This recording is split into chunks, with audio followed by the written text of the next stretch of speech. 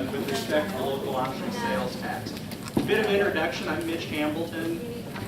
Can't hear me? Okay. We will pass it back and forth. I'm Mitch Hambleton. Can you hear me now? Yes. Mitch Hambleton. I think I was on between mayor and council. I had 17 years into the city before I moved on to other things. Dan Wilrick, also a former mayor and council member, 10 years. So between the two of us, we've got 27 in. Just a couple things on how things are going to operate tonight. If you haven't seen these very attractive notepads on the table back here, there are still some there. If you have questions to be submitted, please do so. We've got a whole bunch of questions so far, and we'll try to consolidate and get to everything we possibly can. First thing I wanted to do is thank each of the candidates for sticking their neck out and running for this position. Believe it or not, it's not all flowers and roses and not always the neatest thing to be doing. You get a lot of fairly negative feedback sometimes. Sometimes it's not a lot of fun, but it is very, very good thing to do for your community. So thank you, gentlemen and lady, for giving it a shot. In terms of how this evening is going to work, our goal and our objective is to be out of here by 9 o'clock. There should be applause for that as well. So what we're going to do is we're going to spend the first hour. We've got 3 individuals running for the city council positions, 2 positions to be elected. First hour with the council candidates, and then the last 40 minutes with 2 mayor candidates. We'll have 2-minute introductions from each candidate. And then once we get into the questions, we'll allow for 1-minute responses. Dan and I we're going to try to play it by ear. There may be some follow-up questions depending upon how the answers go. There may not. We may just try to, again, we've got a lot of questions to get through. There have been some questions that are directed at some specific individuals. We'll try to cover those. We're trying to keep this whole thing civil, trying to keep it positive. We don't really want to get into a lot of personal attacks on anyone. And I would expect that all you folks will respect people. You know, this is not a Donald Trump event. We don't need shouting from the back, and that's a compliment to you guys too. None of you are Donald Trump. We don't need shouting from the back of the hall or anything. But if there is a question that's directed at an individual candidate and it's appropriate, or if one of you other candidates who are not, the question's not directed to you, and if you'd like to give a summation or your thoughts on it, we can allow that as well.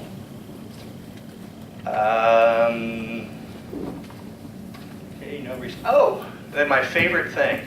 I was stopped by City Hall yesterday. Kathy reminded me of this quote from Abraham Lincoln.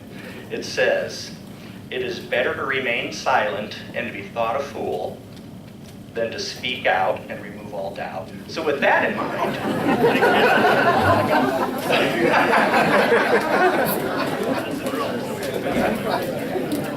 we're going to reload D here. We'll move closer.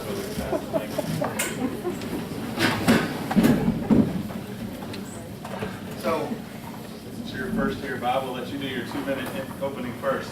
Hello, neighbors and residents. I've enjoyed walking around our city, meeting people and discussing their concerns and challenges facing our town. This is my first time in seeking political office. I was born in Iowa, grew up on a farm, graduated from Earlham High School, and earned my master's in business from the University of Northern Iowa. After our marriage, my wife and I moved to Dallas County in '84 and have lived in Dallas Center since 2005. I was employed by the state of Iowa for 35 years in a field and supervisory role, overseeing the inspection and regulation of food establishments. During that time, I prepared budgets, supervised field people working from their homes, provided technical guidance both to state and county food inspectors, and administered contracts with the FDA and the United States Department of Ag. I was also actively involved in the community effort to save Mountain Park, going door to door, distributing petitions. My sign states I'm the taxpayer's friend, which means my priority, if elected, will be to represent the taxpayers. Many of our residents are on a fixed income, have limited incomes, or have trouble making ends meet. So tax and utility rates are a great burden to many households. So these increases must be kept to a bare minimum. These are my key positions. Number one, tax abatements. I oppose this practice because it's not fair to our existing homeowners. Okay. Tax increases. Dallas Center homeowners have had an average of 20% increase in city property taxes this year. So Dallas Center residents have not had enough tax increases already. So I encourage voting no on the 1 cent sales tax. Let's find a really obnoxious timer thing. That's fine. Let me know when you're ready. I'm Curtis Pion. Lived in Dallas Center since 2009. I'm 43. I have a wife, Cindy. She's a nurse over at the Waukee School District. Anna's a senior. Grace is a sophomore. Kara's in 7th grade. They're involved in all kinds of stuff. Professionally, I'm in my 21st year at the Polk County Sheriff's Office. I have had a very wide-ranging career, starting in the jail, now a senior project manager working in the Finance and Planning Division. That division is responsible for the $57 million operating budget, accounts payable, inmate billing, any variety of financials. I do project management. I've had a multi-year project, radio communications, in excess of $7 million over that time. Volunteerism, we'll hit that real quickly. I've coached soccer, softball, been involved in the softball associations when it was just Dallas Center, and then through the transition to DCG jointly. Let's see, member of the Park and Rec. I think I got onto that in 2012. Served through December of 2015 when I was appointed by council to fill an opening. Was then re-elected through the special election in February of 2016, so I've been on since that time. Let's see, what are some of the other highlights people like to know about? Oh, education. Iowa, born and bred, went to Cornell College in Mount Vernon. I have a bachelor's in psychology, sociology, and anthropology. I then did a master's in 2002 in public administration at Drake University. Let's see, what are some of the other things you like? Oh, people like to know what you do. I play guitar. I love to play guitar. I play in the church praise band. It's awesome, it's fun. I've never thought that I would do that in a million years, but I never thought I would be on council and running for election and re-election in a million years. Here I am. So thanks for coming out. That's probably enough about me. Perfect.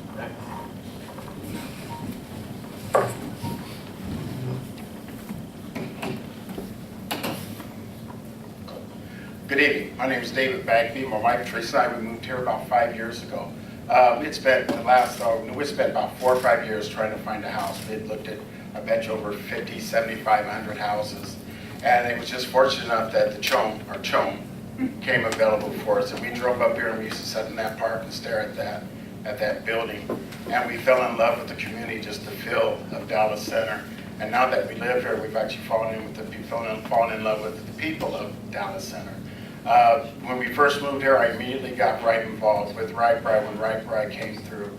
If you know anything about me, my wife says I do this to a fault. I'm a volunteer. I'm one of those guys that has a tough time saying no. I've helped with the Fall Festival. I've helped with the Jazz in July. Actually, they allowed me, thank you, you should be up there. They allowed me to spearhead that just a little bit, and a big thanks to the fund committee who really did all the groundwork, but to able to get the band here and the stage and all those things set up. This is my second year as far as being on council. I truly enjoy this position. I enjoy being a part of the community. I look forward to keeping Dallas Center growing and going in a positive direction.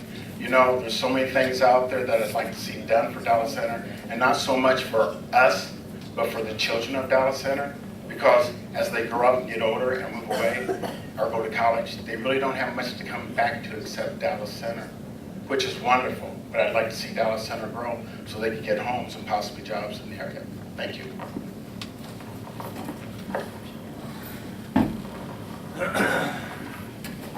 All right, thanks guys. We are going to start a little bit philosophical here.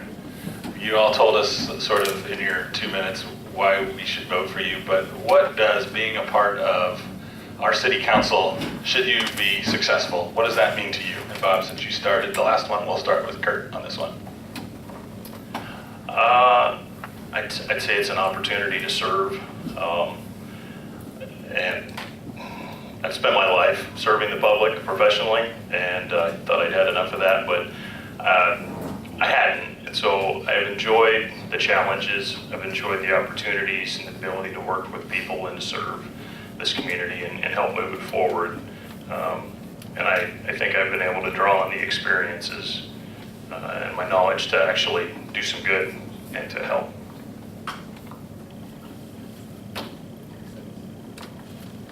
Can I keep it short? Keep going. I'm not going to. I think that's what it means to me. It really is just the opportunity to serve, so I'll pass it off. For me, pretty much, as Curt was saying, I just love I love serving, I love helping people, I love serving the community. Service was something that was always taught to me. That's what my parents ground into us. If you had a chance to go help someone, you just go help them. You don't ask why, you just go do it. I remember one evening my dad telling me, look, there's a blind man out there shoveling the sidewalk, you go do it for him. This is a true story. And that's the type of person my dad was, and that's what I aspire to be. That type of person. You do it just because you're supposed to do it. And to look at things, sometimes you have to take yourself out of the equation and think about the whole. And I try and do that each and every time we have to make a tough decision. Thank you. Well, philosophically, I'm a fiscal conservative. I believe in protecting the interests of the taxpayers. And I believe that will be my main focus if I'm elected. I got a call this evening, right before we came, from a lady who told me of her taxes increased on her house $700. She does not know whether she can stay in her house. So these are the people that I want to serve. These are the people that I want to protect from excessive tax hikes and excessive utility hikes. So this will be my focus if I'm elected. Thank you.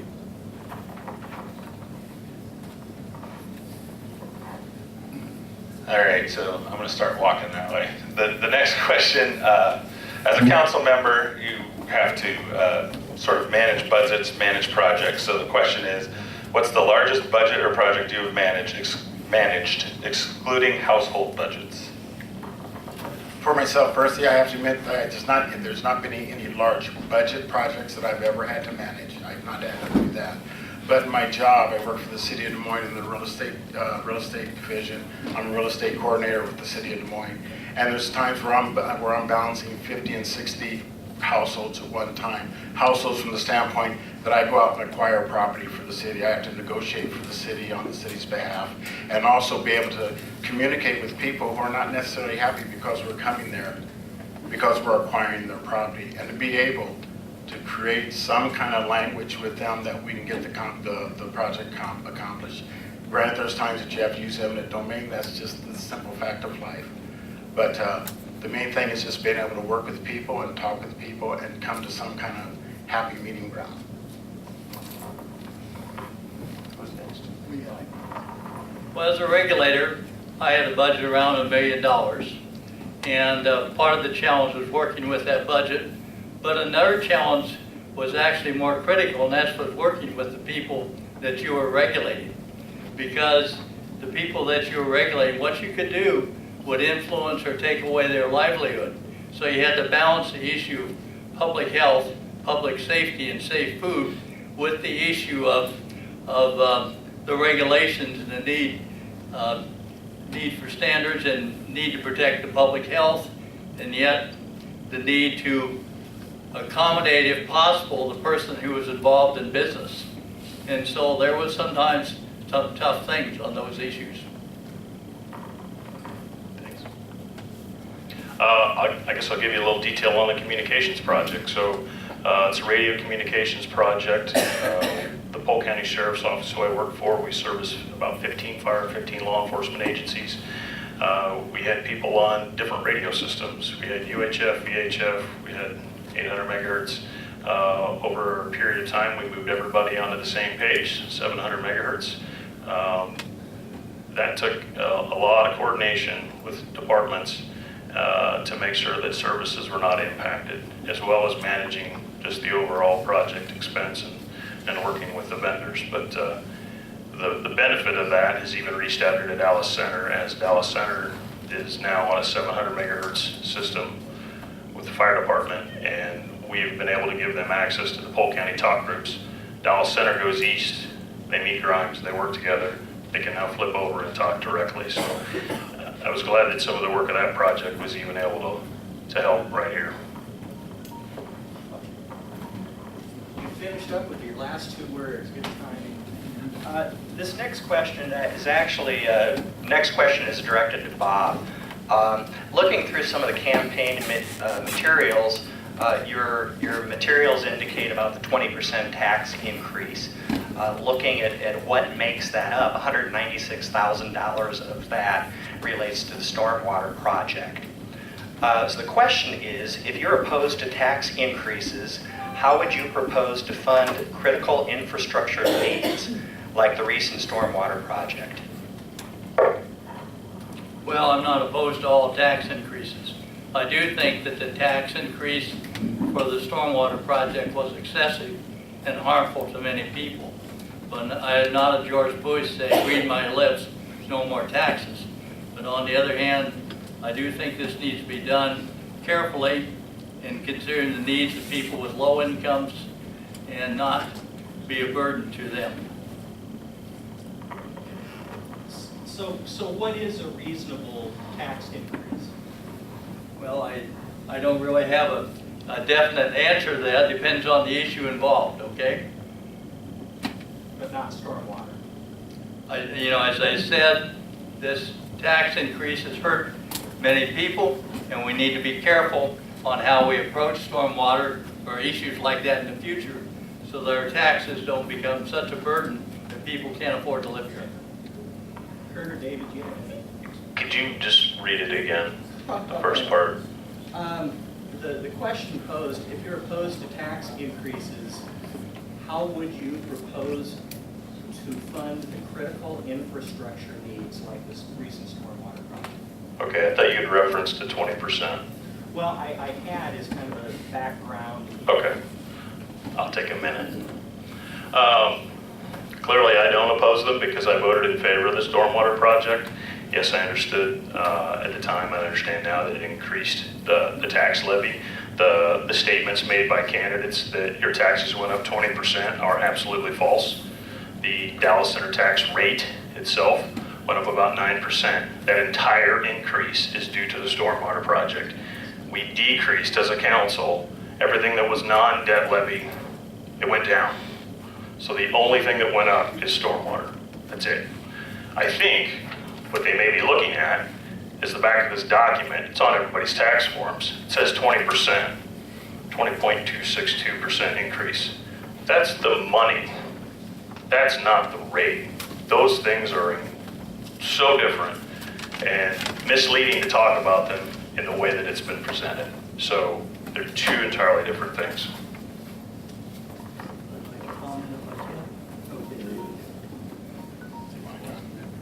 David, you're Oh, I'm next. As considering the taxes and tax rate increase and what we have to do to take care of our infrastructures and things, at this point, we have no other way or any other revenue to repair those things. I mean, that stormwater project is something that's been kicked down the can the can's been kicked down the road for 15, 20 years. And at some point, someone has to stop kicking the can and you have to make a stand. I understand that it's burdensome on people with a fixed income. I totally understand that. Our goal was never to go around and just start jacking up taxes on people. But we have to keep the city viable. We have to keep the city going forward. And I kind of get a sense that when those things come out about the 20% increase and all that, taxes, about raising taxes is not our main goal, but, you know, because that affects our lives also. Maybe not as much as those that are on fixed incomes, I totally understand that. But you got to take care of the infrastructure, and unfortunately, sometimes that hurts people for a while. But once we get those paid, So Bob, the original question was directed to you, but we'll give you 30 more seconds. Okay, the bottom line is last year, the city took in 880,000. This year, they took in 1,060,000. That's where the 10% came. There was a, approximately $180,000 increase. That's where the 20% came. So it's not false. It's not misleading. That's the tax people are paying. You can say it's from the rate, you can say it from this or this, but you're paying 20% more on average.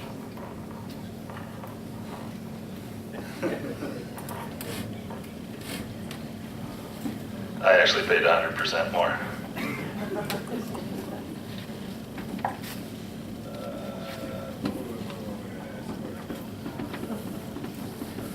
Oh yeah, this is a simple one. New pool, yes or no? And if yes, how would you pay for it? I'll start at the last one. New pool, yes, absolutely. And how would I pay for it? Second part? I would like to be able to see the city council support the volunteer group that is currently active. And if that meant using revenue from the local option sales tax, I fully support that. That was one of the concerns that I had when we set that ballot language.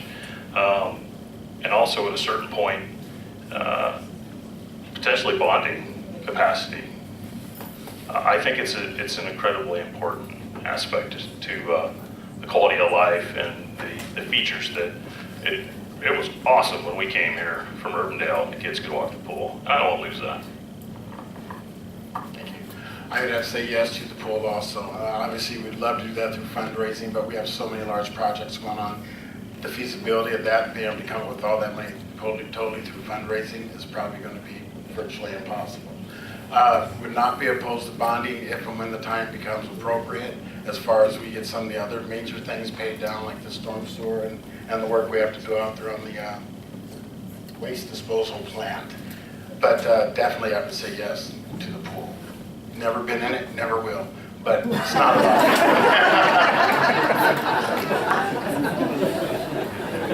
Well, when we lived in Waukee and had younger children, we used to take the kids up to the pool. We didn't have air conditioning at that point. And yes, I'd like to keep the pool. However, the issues of our city with so many critical infrastructure needs, sewer, water, pipes, and so on, stormwater, I think the funding for the pool must come from contributions, not from bonding. We've increased our debt about 50% over the 2 years on bonds. And with the sewer lagoon, you're going to have another $3 million on top of that. So we're running up enough debt, and we need to not to use more debt to fund the pool.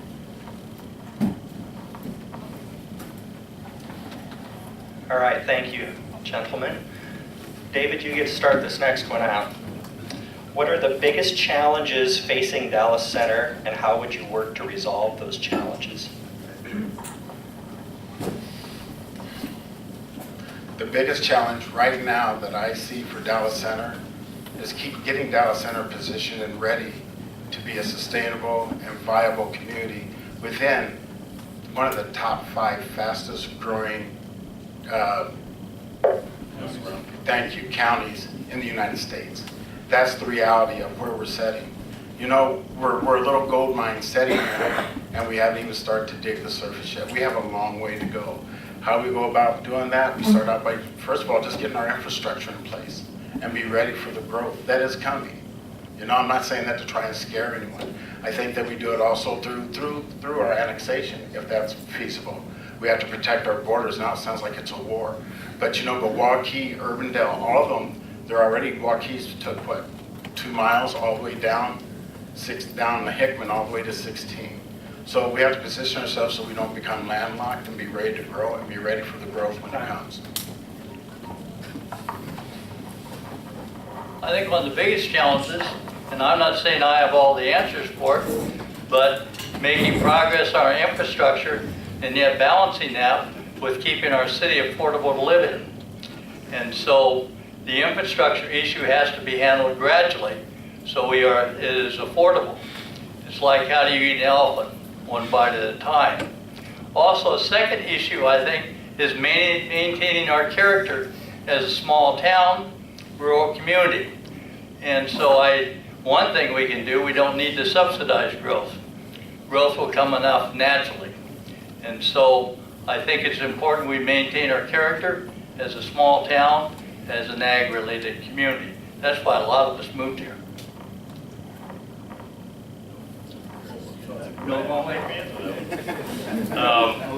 I'll take the mic on that. Really, I agree with parts of both of that, and how can you not sit here and do that? Preparing our city for the growth, repairing and upgrading the infrastructure at all the different levels. Clearly, that's one of the things that I'm out talking about. And it does take a long-term view and approach, but I think that there are other things that we can do to enhance quality of life, make ourselves more welcoming. And one of the things that I'm really like to see us turn the page on is some of the divisiveness and the attacks that we've seen on volunteerism in the community in the last 2 years. That's not welcoming your neighbor. That's not welcoming to new people to be involved. And I would love for us to be able to turn the page on that. So those are some of the things that I see challenging us. Every month we have a meeting. Every month we get a report.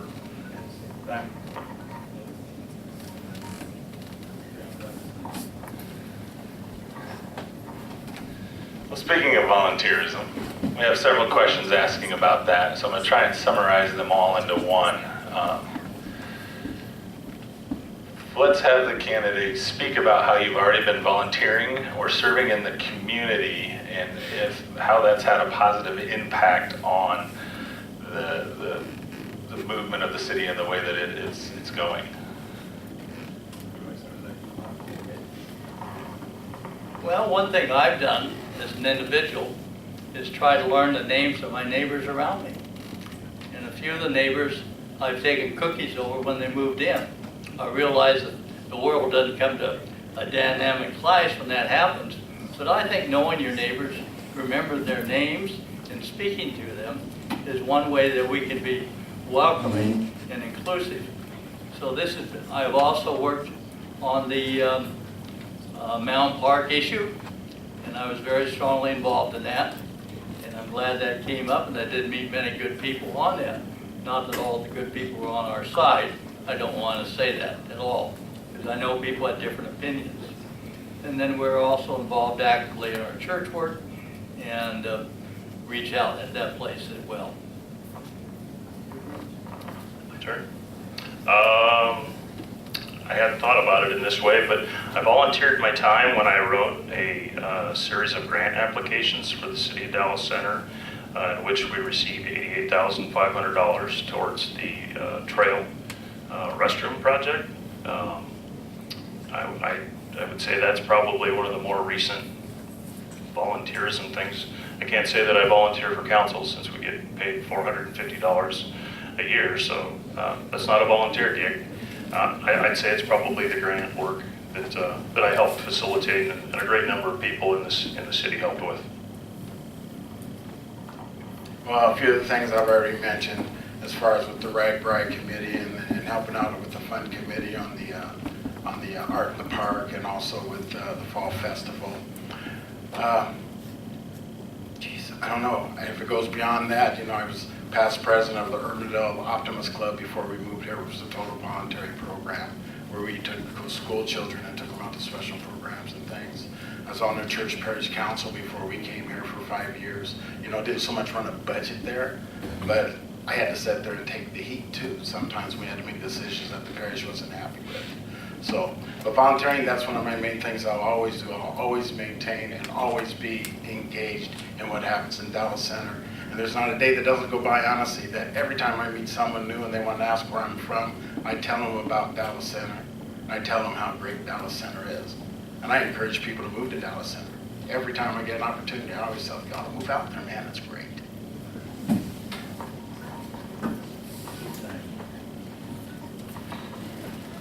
Okay, another shift of gears. Please give your thoughts on how the city can best serve the citizens in cross and country living estates. That's a good question, because that came up when I was walking the neighborhood out there. I think that their primary issues out there are the roads. And the manner in which the developer set that up, there's a lot of issues and concerns that those folks have regarding the roads.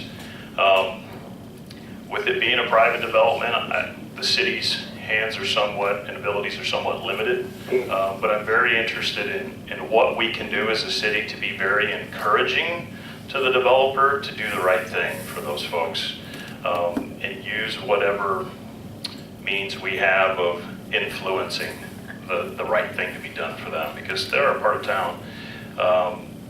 And that's really an issue when you go out there. So that's my answer. I'll be honest with you, I'm not familiar with that area of town. I have been out there. It's been a while since I've been out there. I do understand that the way it was developed, that the city can't help them out a lot with the roads and stuff. I'm more than willing to listen to things and listen to ways that we might be able to do that. But to come up with a straight answer right now, be honest with you, I don't have one. I don't know on that one. Well, likewise, I don't have a lot of familiarity with it as well. You know, in a private development, if they have a private homeowners association, then it makes it tough. I would say that if the city can do anything to facilitate it, to make the developer do what he or she is supposed to do, we should do that. But otherwise, I really don't have any comments on that.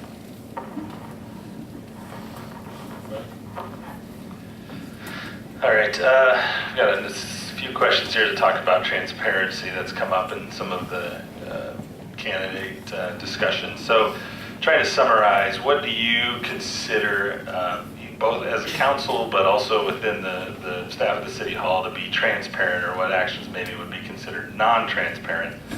And then if you've asked for any information, I don't know if anybody has specifically, but if there's ever been information requested, has there been any issues with getting that information regardless of the effort required by staff? So it's kind of a fairly specific question, but it's been out there, so. The question of transparency, I guess, for Dallas Center, for what we have, I mean, everything's in the minutes, the meetings are open, everything is published. Where the idea that there's secrecy or things hidden from the public, I don't know where that comes from. We use every source that we have possible, every source that we can use. I mean, we use every source that is available to us to get information out to the general public. I don't know the question as far as whether people had asked for information, they were unable to receive that. I wasn't made aware of that, if that were the case, which I doubt very much. But we just use the sources we have, and we do our best that we can to communicate with the public.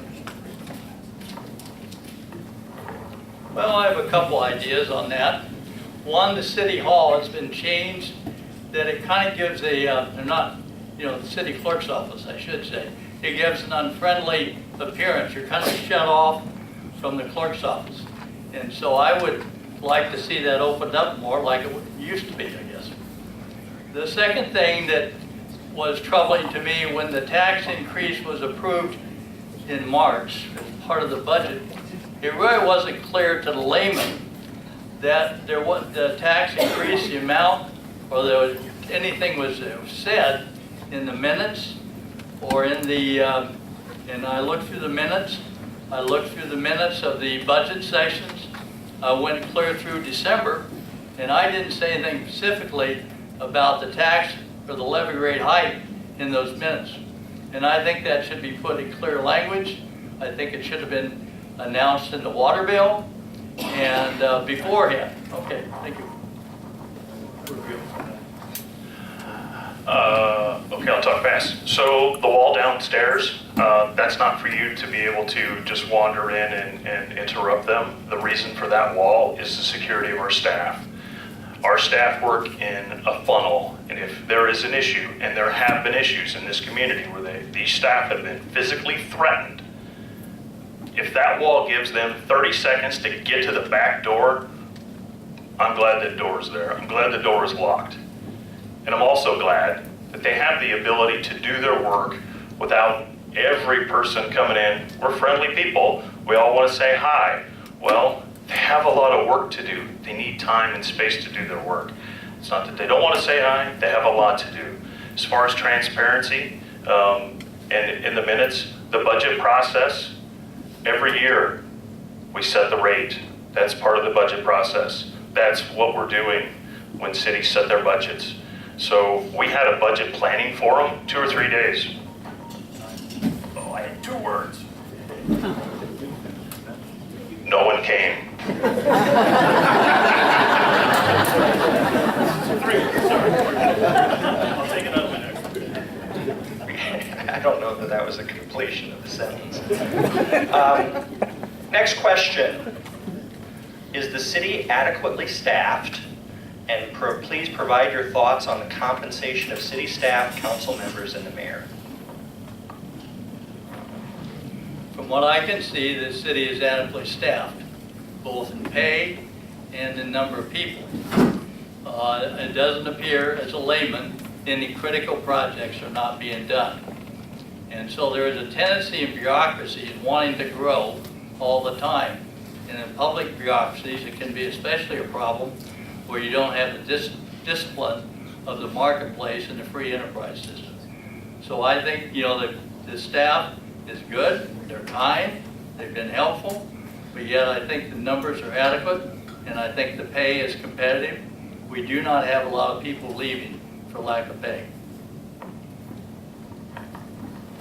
I agree. I think our staff annually, now we look at that, we've reviewed that, all the different positions, and we've tried to entertain ways that we can encourage new employees and even existing employees that have been on many years to continue education, to continue getting new experiences that we can draw from as a city, new skills that we can better use them.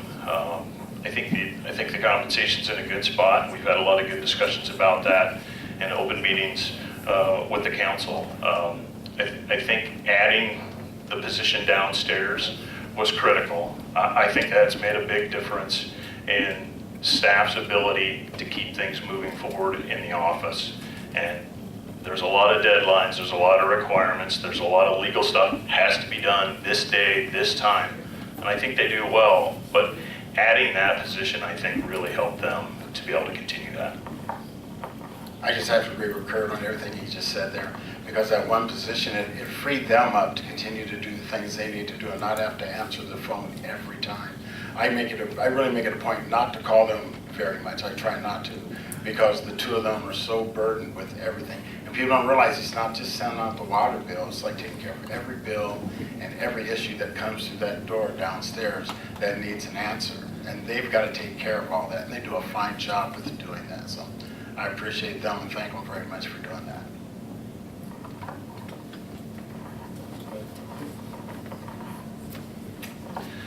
All right. When I ran for council the first time, my slogan was, if you're not growing, you're dying. So economic development, I think the point of that was, is vital to a community. So the question is, do you support commercial and residential development? And if so, when you're elected, how would you promote and encourage these types of development?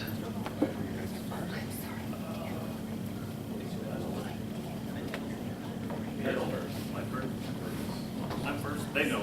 They keep that quick. You ready? Okay, so I think having a growing community is very important. I support the abatements that we have. The schedule that we have, I find here, is very reasonable for $75,000, and then it scales down. Actually interested in expanding that program into sort of a remodel project. Mr. Mayor Kidd and I, we've talked about this many times. How could we assist current residents with an abatement for remodels that significantly or at all impact the valuation of their property? So that way we don't end up with some of the buildings that are a little bit more run down, because there's a concern. Your valuations may go up. What was the rest of the question? Did I answer it? Oh, commercial. So yeah, one of the things I'm interested in is expanding the sewer down Fairview to the corner of 44 and Fairview to prepare that corner for growth. I had to ask what the question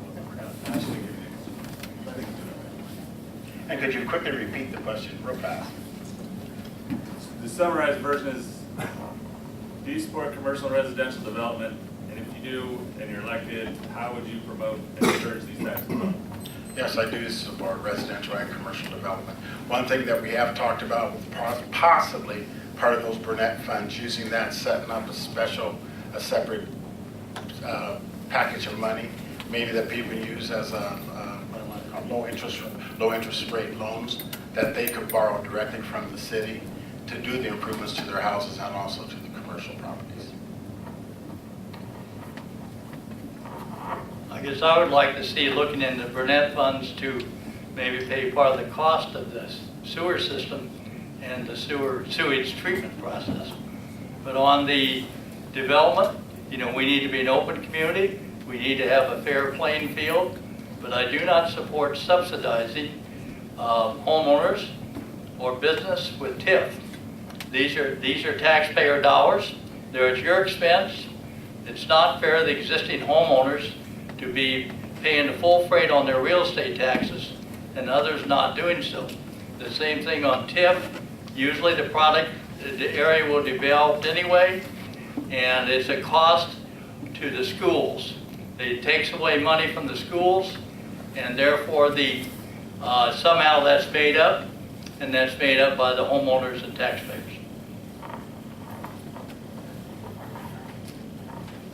All right, David, you're the next victim. How have you, or how do you plan on gathering community feedback? We're going door to door. I have not had a lot of opportunity to do that yet. I've had a pretty busy summer, and that's my intention right now, start going door to door, knock on the doors. I've chatted with my immediate neighbors and some people within the community, but that's it. You got to be face to face with people, and I'm going to step up and get that accomplished. Well, on my campaign, one thing I've done is put my address and phone number on my sheet so people can call me if they want to get a hold of me. And so that's one thing I've done. I think door-to-door is important, and that's why I'm going door-to-door in my campaign. I also went door-to-door in the Mountain Park project. And so I think it is important to reach out to our neighbors, become friends with people we do not know. And so I would, if I was elected, my phone number would still be available for people to call me. One of the things that I've done since being on council is setting up the Councilman Curt Pion page. If you're not aware of it, it's on my flyer over there. Look at the bottom. It's a way that I get messages through Facebook Messenger. I get texts, I get emails. I read all of the emails that came through on the library situation, all of them. If you were here at the forums, you know that I read them because I asked some specific questions about all those things. So I think I've got a history and a record of being open and reachable and willing to have a conversation with anybody, even if we disagree. So that's kind of how I've done it. And probably 75% of the town has seen my flyer, and the rest of you will be getting it. Thanks. Yeah.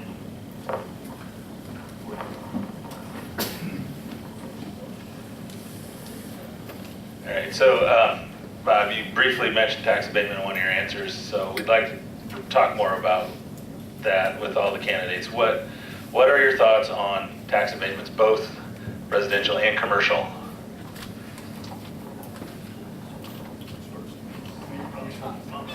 Well, I believe in a free market system. And so I believe that I don't believe in giving special favors for certain people, high-income homes, business, or whatever. I believe we ought to have a level playing field. Do we have to wait to a situation like Adele before we take action? I know that our program is not as bad as Adele's, but I do not favor tax abatements, and if I'm there, I will vote to end them. I'm clearly in favor of them. I used it. There was still a bit of an abatement on our property when we moved in, so I was a benefactor for, I don't know, 3 years, maybe something like that. And I think that if we can use it in a commercial environment as well, that would be really beneficial for the city. Commercial property taxes are coming down. The state is bringing those down. And that's a concern for cities that already have existing large pools of commercial development. It's a concern for us, not as significant. But if that's something that we can do to bring in more on the commercial light industrial side, I'm all for investigating those things. It helps support the community.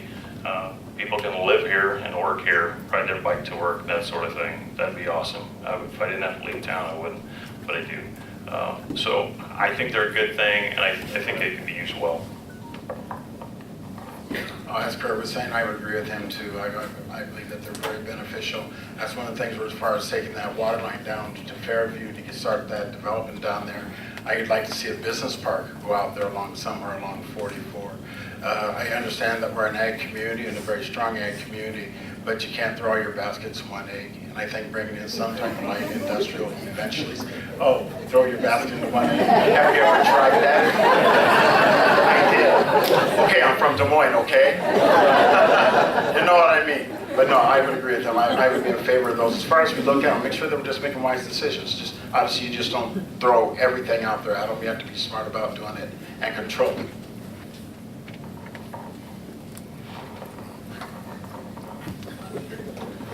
All right, we gotta, let's talk about downtown, kind of a segue from talking about commercial abatements and businesses and things, economic development. So any ideas on improving the state of, my time's up, no. Improving the state of our downtown Walnut Street, do you have a plan, or what are your thoughts on that? First.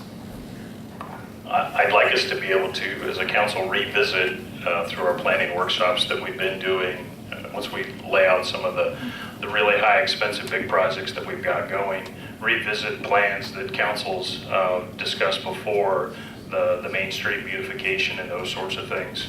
I think there's some advances that can be made there. Again, referencing the Burnett Fund, setting up a trust, low interest loans, ways to encourage property owners, because remember, they're property owners, we can't make them do anything, but ways to encourage people to help us make it look a little better and make the improvements and balance, again, the impact of the valuations and their taxes, because it would likely come.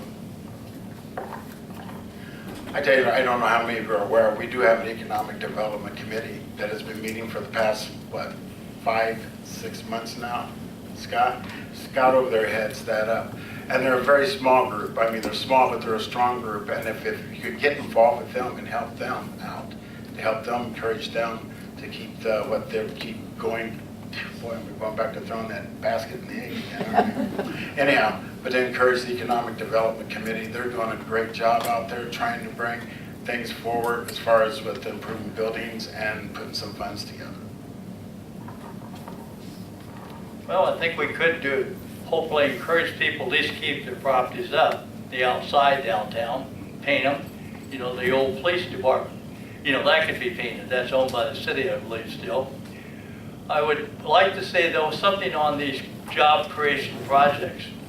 Apple is moving to Waukee. There's 50 jobs being created. It's $400,000 a job. Now, I was embarrassed to say that. And then Chuck Grassley's son said the same thing. So now I'm not quite so embarrassed to say this. So we gotta watch this stuff on subsidizing businesses. Sometimes they get the better of us.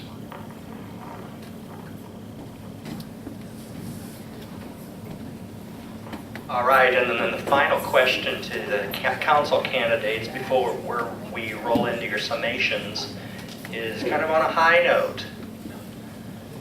what do you feel are the top 3 things that make Dallas Center life great?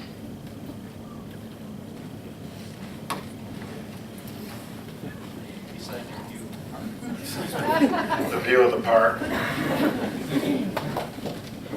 Wow, top 3 things. That's hard to limit them to 3, because I just absolutely love Dallas Center. The feel, you can get a feel for a community. That's number 1 for me. When we first come here to visit, it just felt like a great place to be. Number 2 were the people that we met, people that knew our names before we even purchased the place, that would greet us outside the door when we would come up here to visit. So it's the people at Dallas Center, and just the spirit of Dallas Center. It's just a cool town, you know. I know that some people are concerned about growth and losing our identity. You can still be Dallas Center and still have growth and still maintain the values of a small community. Just because you grow doesn't mean you have to change, unless you're just changing for the better. But what I like about Dallas Center, well, when we moved here, we very much enjoyed the ranch house that we bought, the Sheer Tier house, and it's been a great house. But I think the small town atmosphere, that there's an ag community, and that you can get to know people by name, that you can participate in things if you want to. It's not Des Moines. I'm glad we're not like Waukee. I would also say the people here are very friendly and nice, and I've enjoyed getting to know them. And I say our parks, we have nice parks. I especially appreciate the Mound Park that we have, that's our historic park in the center of town. I'll try and limit it to 3. Came from Urbandale and really didn't have much of a connection with Urbandale. Lived there 12 years, wasn't really involved in much of coaching soccer and those sorts of things. Came here and was immediately drawn into the community. Helped put up, the day we moved in or the day after we moved in, helped put up playground equipment.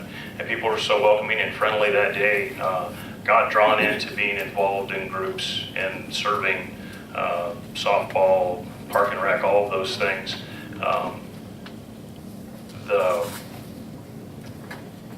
I like it small. I grew up in Colfax, so again, still small. We're flat here. I was from the hill country on the Skunk River Valley, and I lived on the hill. So this is kind of a lot nicer to ride the bikes around. And speaking of the bikes, the access to the trail. I just love getting on that trail and being able to take off when I get home from work and clear my head. And when we moved out here, people said, "Oh my God, you moved out Center, it's such a long way out." It's 9 miles and it's fantastic. I love the 9 miles.